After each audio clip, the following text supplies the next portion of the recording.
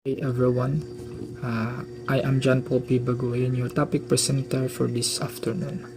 And today we will tackle about the topic entitled Physical Development of Infants and Toddler. Introduction. We have just traced the developmental process before birth. Now we shall continue to trace the developmental process by following the infant or the baby who is just born up to when he reaches age of 2. The period that comes after prenatal or antenatal stages is infancy, which is in turn is followed by toddlerhood. Infancy and toddlerhood is span the first 2 years of life. So dito na tayo, tapos na tayo sa development process sa ilalim ng tiyan ng isang ina. So ngayon, itatakil natin, isi-share ko sa inyo ang developmental process pagkatapos ipinanganak ang isang bata. From infants to toddler. Next is, what is the difference between infants and toddlers? So, infants, baby.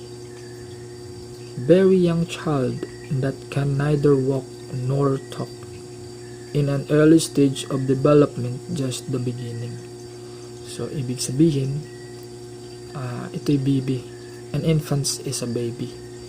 Hindi pa nakakapagsalita or nakakalakad.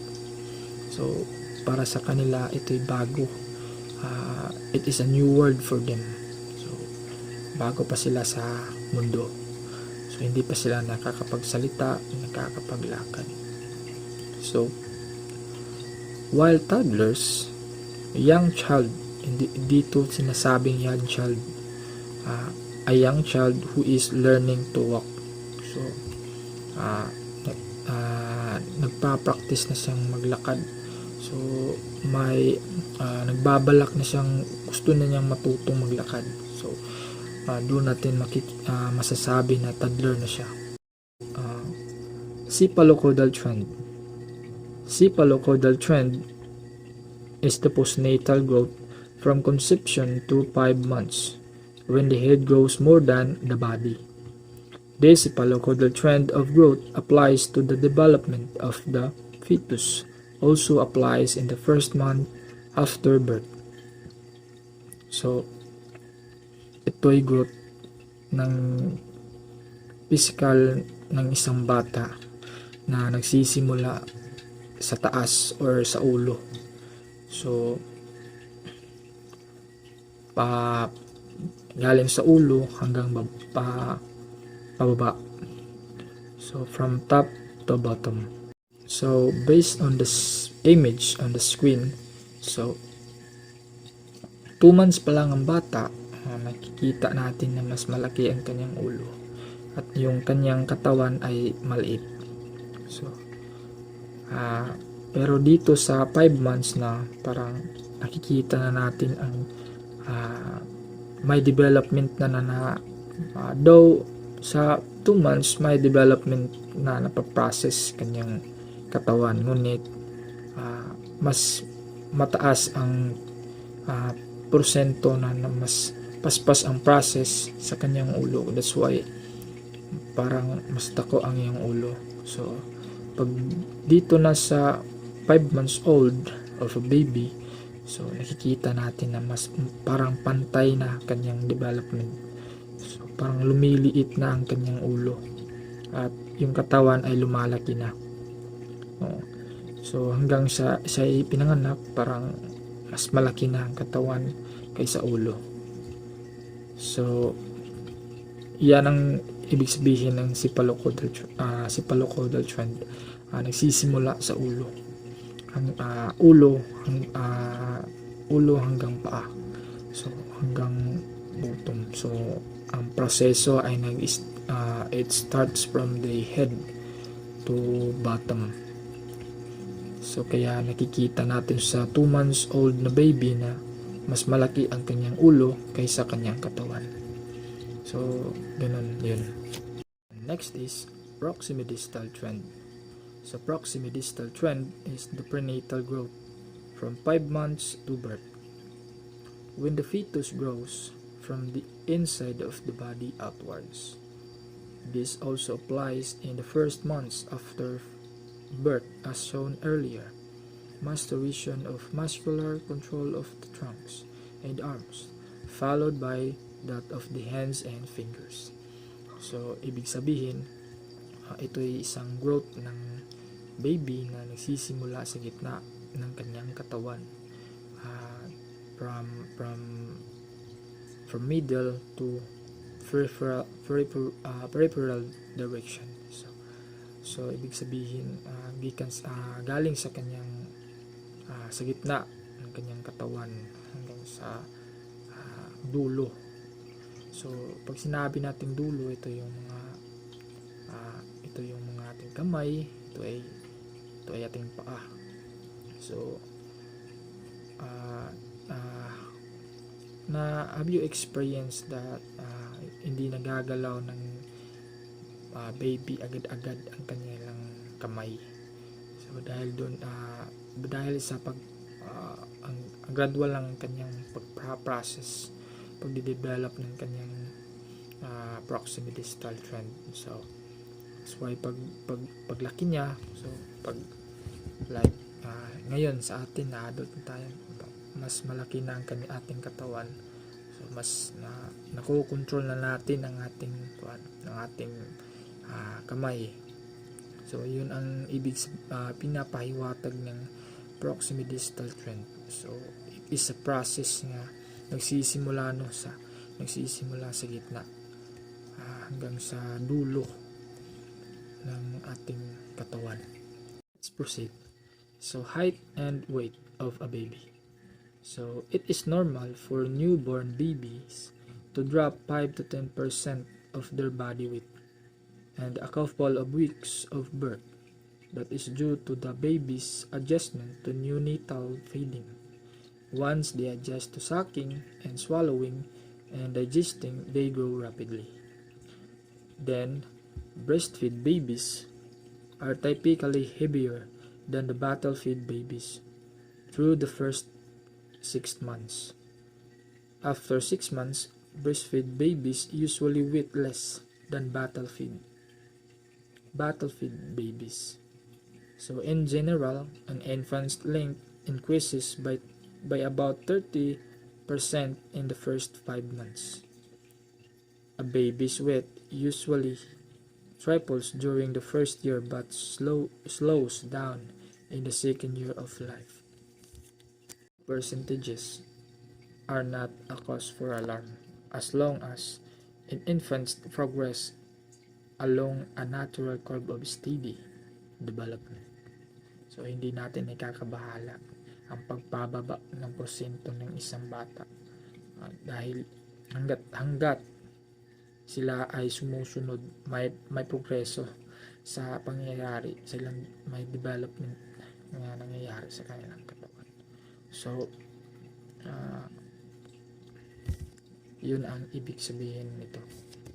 Now, let's proceed to brain development of a baby.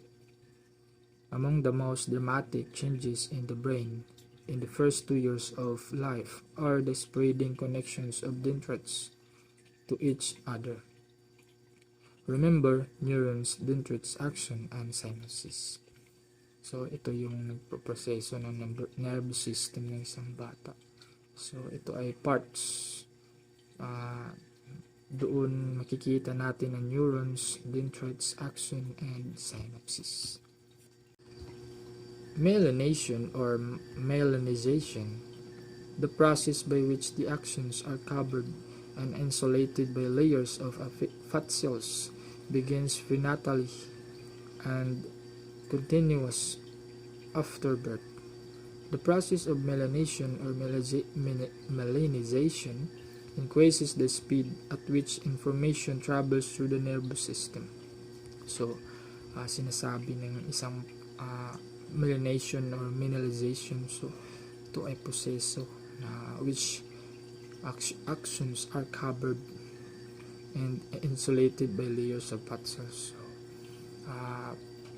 Ibig sabihin nito ay uh, ang actions ay mayroong nakabalot, which is uh, uh, a tissue, like for example nababalutan siya ng tissue or a fat cells, which is natatravel niya natatravel niya ang information. So mas kasi mas dikit kasi to, nadidikit siya sa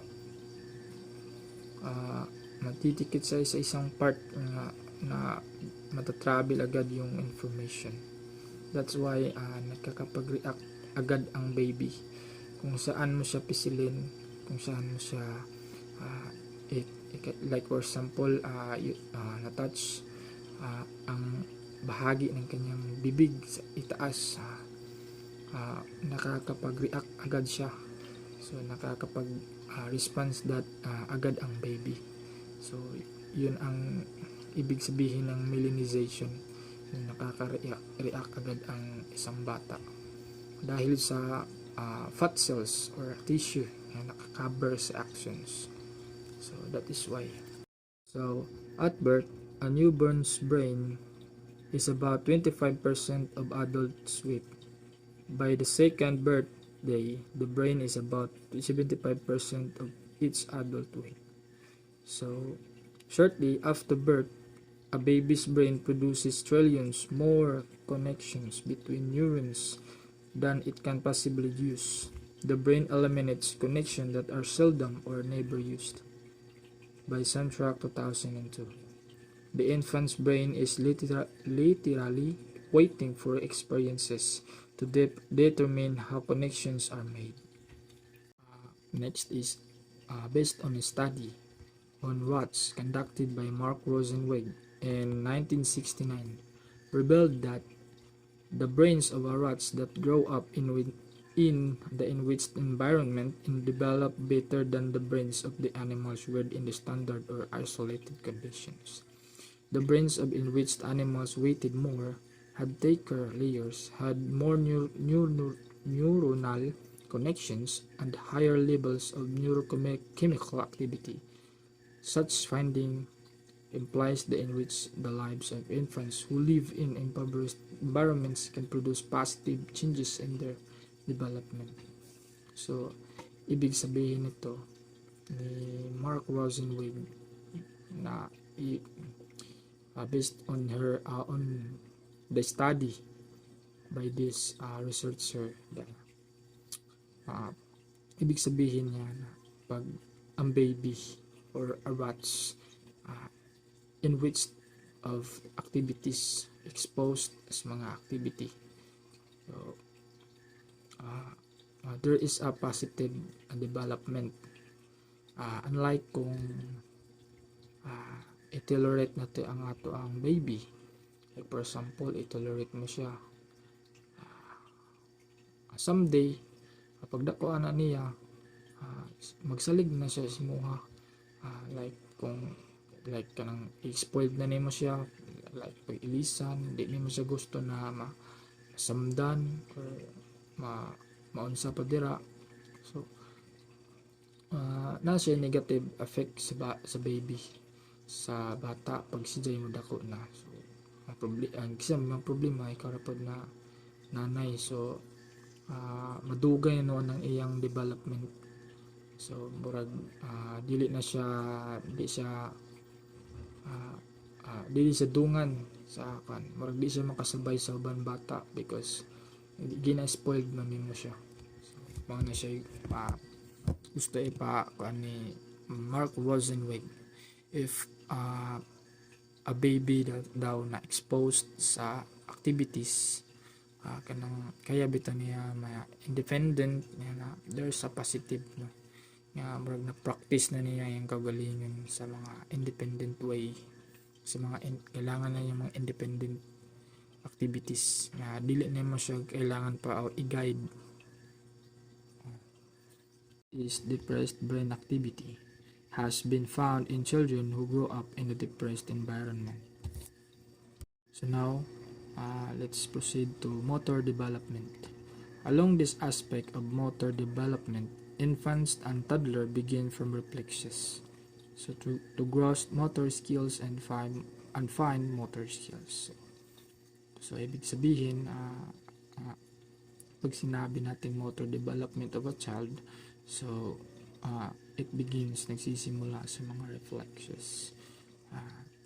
From to gross motor skills and fine motor skills. One of the reflexes of motor development is sucking reflex. So the sucking reflex is initiated when something touches the roof of the infant's mouth. Infants have a strong sucking reflex which helps to ensure they can latch onto a bottle or a breast. The sucking reflex is very strong in some infants and they may need to suck on a pacifier for comfort. So, you know, the there's one sinabi nating sucking reflex. So, anything that touches in the roof of their mouth, ginasak yun nila na. So, isa na sa motor development of a child no na pag something na ibutang na nakatouch sa ilang lips, sa roof, sa ilang mouth, ilaw yung nang ginasak. Anything. That's why uncomfortable sila. So, mahilak na sila, mahilak ang mga baby. So, that's why natay gitawag na pacifier for their comfort. So next is rooting reflex. The rooting reflex is the most evident when an infant's cheek is struck. The baby responds by turning his or her head in the direction of the touch and the opening their mouth for feeding. Gripping reflex, babies will grasp anything that is placed in their palm. The strength of this grip is strong, and most babies can support their entire weight in their grip. Next is curling reflex. When the inner sole of a baby's foot is struck, the infant responds by curling his or her toes. When the outer sole of a baby's foot is struck, the infant will respond by spreading out their toes. Startle or move reflex. Infants will respond to sudden sound or movements by throwing their arms and legs out and throwing their heads back. Most infants will usually cry when startled and proceed to their limbs back into their bodies. So, ibig sabihin ng startle dito ay nagugulat ang isang bata. So that is why they respond to sounds or movements. Usually they cry kung sila ay nagugulat. So gallant reflex. The gallant reflex is shown when an infant's middle or lower back is struck next to the spinal cord. The baby will respond by curving his or her body toward the side which is being struck. So, ibig sabihin pag na-stroke natin ang likod ng isang bata, so respond sila through curving his or her body toward the side kung bisan mo siya gi-stroke. So, tonic neck reflex. The tonic neck reflex is demonstrated in infants who are placed under the abdomens. Whichever side the child's head is facing, the limbs of that side will strengthen while opposite limbs will pull out. So, let's proceed to gross motor skills. So, it is always a source of excitement for parents to witness dramatic changes in the infant's first year of life.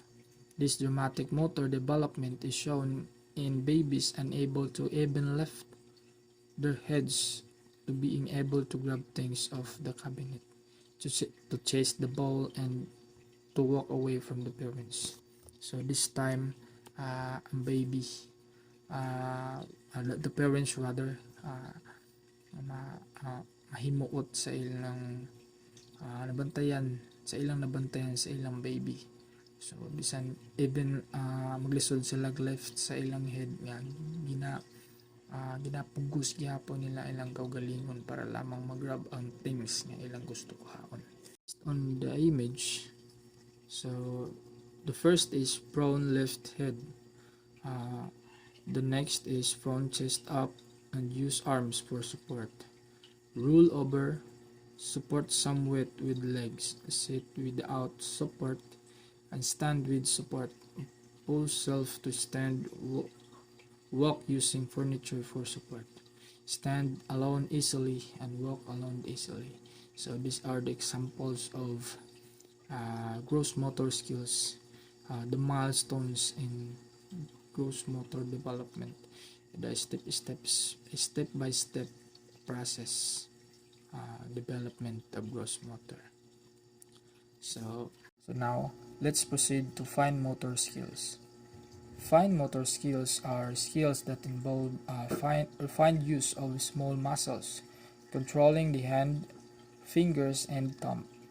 The development of these skills allows one to be able to complete tasks such as writing, drawing, and buttoning. The ability to exhibit fine motor skills involve activities that involve precise and eye-hand coordination. The development of reaching and grasping becomes more refined during the first 2 years of life. So initially, infants show only crude shoulder and elbow movements, but later they show wrist movements, hand rotation, and coordination of thumb and forefinger. So pag sinabi na natin na fine motor skills, dito nakakapag conduct na activity ang isang bata. Marunong ng may kakayahan ng makapagsulat, makapag-drawing, and much more bottling. So kaya na niyang gamitin both hands and eye, the coordination of eye and hand. So ito ay isang skills ng tinatawag ito natin na fine motor skills. So now let's proceed to sensory and perceptual development. The newborn senses the world into which he or she is born through his or her senses of vision, hearing, touch, taste, and smell. Ideally, as he or she advances physically, his or her sensory and perceptual abilities also develop.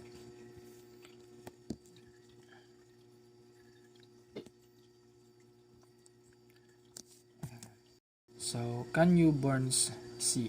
So, nakakakita ba ang isang bata? So, the newborn's vision is about 10 to 30 times lower than normal adult vision.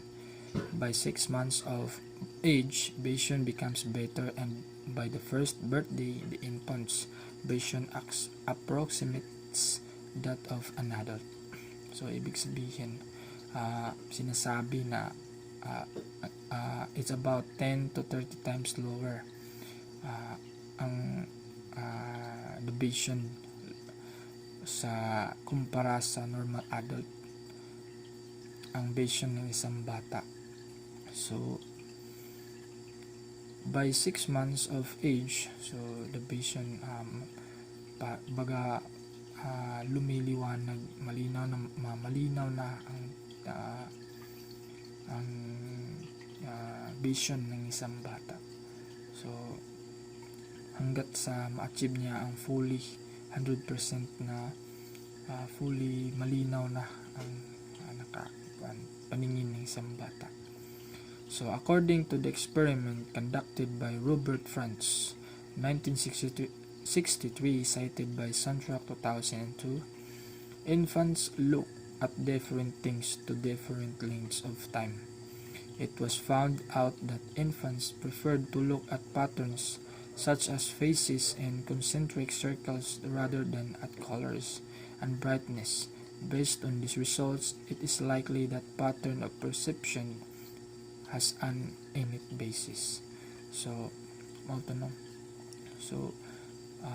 based ni Robert Franz. Ang baby daw look in different things for different lengths of time. So like for example, the baby and the mothers. So amintin na makita sa baby the patterns sa face sa iyang mama. Mintin niya makita ang pattern nga nga ilhanan bali sa iyang mother. So pag much taas-taas ang ilang banding, that's why nga mas makailag yun ang baby sa iyang mama through patterns. Is can you burns hear? So the senses of hearing is an infant develops much before the birth of the baby. When in the womb, the baby hears his or her mother's heartbeat, the crumbling of his or her stomach, the mother's voice and music. How soothing it must have been for you to listen to your mother's lullaby.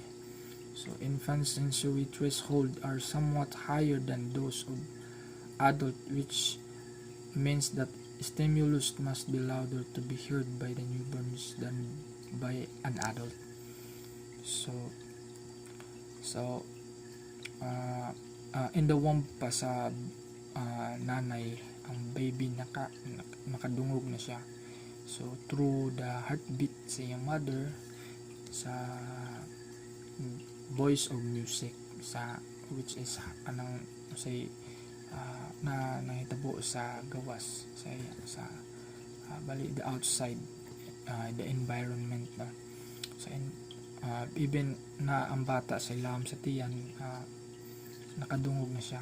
So tungod pud ani ang baby taas siya pagdungog, which is much louder siya no. Kaya like for example, kabantay mo ka ng baby na pag bawal ba siya ang iyang environment ba na kayo, kay mintin siya madisturbo, di siya ka-focus og tug because it makes them to cry, nang mahilak sila kay because samukan sila uncomfort, especially ma-startle sila, makuratan. So that is why mahilak. So next is can newborn differentiate odors. So in an infant experiment conducted by McFarlane 1975, young infants who were breastfed showed a clear preference for smelling her mother's breast pad when they were 6 days old. This preference did not show when the babies were only 2 years old. This is how that it is requires several days of experiment for recognize their mother's breast pad odor. So based sa kang McFarlane experiment na, so pag ang baby daw breastfeed, so there's a chance na mas smell niya ang pad odors sa iyang mother. So but it happens into 6 days of experiments because kay after birth, kay if 2 days pa, so gamay pa ang porsyento na ma-smell sa baby ang breast pad sa iyang mother. That's why nga it takes several days para ma-familiarize sa baby ang odor sa iyang mother. Is can newborns feel pain? Do they respond to touch? So they do feel pain. Newborn shows higher level of cortisol, an indicator of stress, after circumcision than prior to the surgery. Babies respond to touch. A newborn automatically sucks an object placed on his or her mouth or touch of the cheek makes the newborn turns his or her head toward the side that was touched in the apparent effort to find something to suck. So sensitive yun ang baby, no. So gamay ra siya, gamay ra nga butang makapasakit sa ila. So that's why mahila kayo sila, because they have a higher level of cortisol, an indicator of stress. So like I said, gaina na pag anything na nakatouch, matouch sa ilang cheeks or even sa roof of their lips, so ilaw yun ang ginasak. Basta kay natouch sa ilang face, so mo respond yun na sila into sucking, ilaw yun ang isak. Next is, can newborn distinguish the different taste? So in a study conducted with babies only 2 hours old, babies made different facial expression when they tasted sweet, sour, and bitter solution. So conducted by Rustin and Oster, 1988, cited by Suntrack, 2002. When saccharin was added to the amniotic fluid, a near-term fetus increased swallowing observed. So this indicates that sensitivity of taste might be present before birth. So ibig sabihin na naanay maka-differentiate na sila taste to because of this experiment.